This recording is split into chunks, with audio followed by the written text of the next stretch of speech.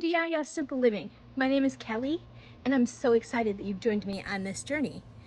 We are going to hopefully build a community that is very excited about growing food and preserving food and getting back to basics. A lot of people think that they can't have a big garden if they live in the city, but I live in the middle of a city in upstate New York, and my garden is 23 by 16 feet. So that's only 368 square feet of growing space. What I've done is I've grown a lot of my things vertically so that it takes up less space. So even if you live in an apartment and only have a balcony, you can have a container and just grow some food. I think it's really important for people to get back to basics. You know, when COVID hit, there was a lot of food shortages and a lot of the stores had empty shelves. And now there's like supply chain issues and people aren't able to get what they need. But if they start growing their own things and providing for themselves, then they won't be as panicked when these supply chain issues happen. I hope that you'll join me on this adventure. I'm really excited to be sharing this with you. We're also going to be doing some DIY projects. So if there's something that you guys want to see me do, go ahead and leave a comment in the comments section. And I'd be happy to see if it's something that I know how to do and show you how to do it. So come along with me and let's visit my garden. Ta-da! So this is my garden. It's got this beautiful archway with tomatoes growing over it and winter squash and green beans. So come along with me and I'll show you what I have in my garden. So as we enter the garden, we first come along some zinnias.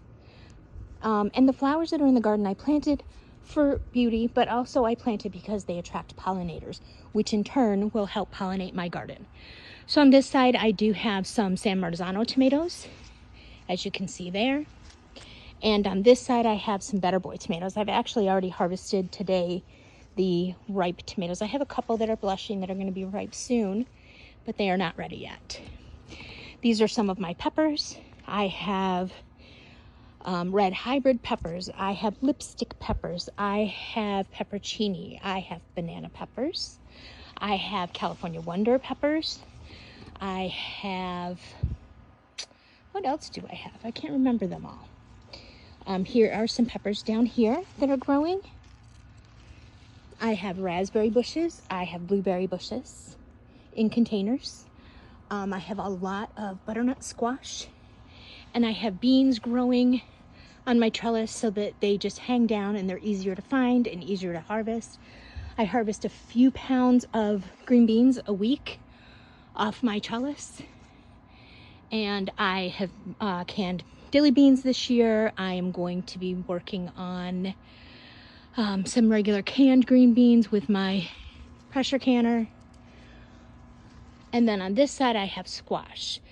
So I have my butternut squash. These are my winter squash. You can tell when they're ready because the stem will start to turn brown. So these are not ready yet. They won't be ready for a while. But once you harvest them, if you leave like an inch on the stem, they will stay good for months in your house. You won't have to really do much to preserve them. And then I have my acorn squash here. The acorn squash I actually had bought at the grocery store this winter. I bought an acorn squash and I made some stuffed acorn squash, and it was so delicious and the squash was so good that I saved the seeds and I actually planted the seeds. So I have 2 acorn squash growing here, and I think I have more, but they're hidden. They're not real big yet, but they're hidden. I have Roma tomatoes back here. And the reason I have the Roma tomatoes is I had garlic planted. And here in upstate New York, I harvested my garlic in the middle of July. Well, I didn't want to just have an empty bed here. So what I decided to do was I started some Roma tomato seeds inside after I had put all my other plants out for the summer. I started those inside, and when I pulled my garlic out, I transplanted these so that I could get a fall harvest of tomatoes, because I had long enough in my growing period to be able to get a harvest of Roma tomatoes. So when I say I have enough time in my growing period, my growing season, I am in hardiness zone 5B, 6A, which tells me, it doesn't tell me what I can grow, it tells me how long my growing season is. So for me, my last frost is usually around between the 5th and the 10th of May. and my first frost is right around between the 5th and 10th of October. So that way I know I have that many days to be able to grow something. So for things that take a longer growing period, like Brussels sprouts, for example, which you can see over there, I did start those inside much earlier. Probably I started them around February inside and then transplanted them outside after. I didn't even wait till after the first frost or last frost. I planted them during the frost because they are frost hardy plants. So I did that, and then they should be ready to harvest probably end of September, beginning of October, before the frost. However, on Brussels sprouts, a lot of times Brussels sprouts will get sweeter if you wait until after the first frost. So a lot of your cold hardy plants like kale and Brussels sprouts, if you let them go through a light frost, they'll actually get sweeter. So I'll probably leave them to do, to wait until after the last frost. The way that I preserve my kale is you can freeze kale and then you can use it in the winter to put in soups or stews, something like that. I like to wilt it in a frying pan with some garlic and some avocado oil. Just like you would cook for spinach, you can use the kale for the same thing. Brussels sprouts, I do like to roast those, and I will, once I harvest those, I will show you guys some recipes using the roasted Brussels sprouts. A lot of people don't like Brussels sprouts, but I say that's because they haven't had them cooked correctly. I have a lot of banana peppers that I would like to show you. You can see that they are beautiful, and I'm going to be harvesting some of them today as well. I have quite a few actually. I actually just stripped these plants of all of them like 2 weeks ago, and now they are completely back again. So I'll strip some more of those. I do have some bell peppers over here.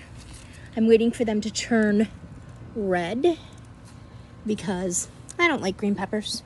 This is my harvest just from today that I harvested out of the garden. And I can preserve these and then in the winter have them. I am trying to compost so that in the spring I don't have to buy as much compost. I can use what I have from my own yard. So things like dead leaves can go in there. Grass clippings can go in there. Your kitchen scraps, such as fruit and vegetable scraps. You don't want to put anything in there that has any kind of fat in it because that will go rancid. And it will hurt your compost. I'm also growing chamomile and lemon balm for tea. I'm growing 2 different kinds of basil. I'm growing lemon basil and sweet basil. I'm growing dill. I'm growing strawberries, raspberries, blueberries. So I have all kinds of things that I'm growing, and I would love to take you guys along on my adventure. Join me. I'm honored that you watched my YouTube video. Thank you so much. And if you liked my YouTube video, please subscribe and hit the notification button so you don't miss any of my future videos. And remember, after God made you, he said, ta-da!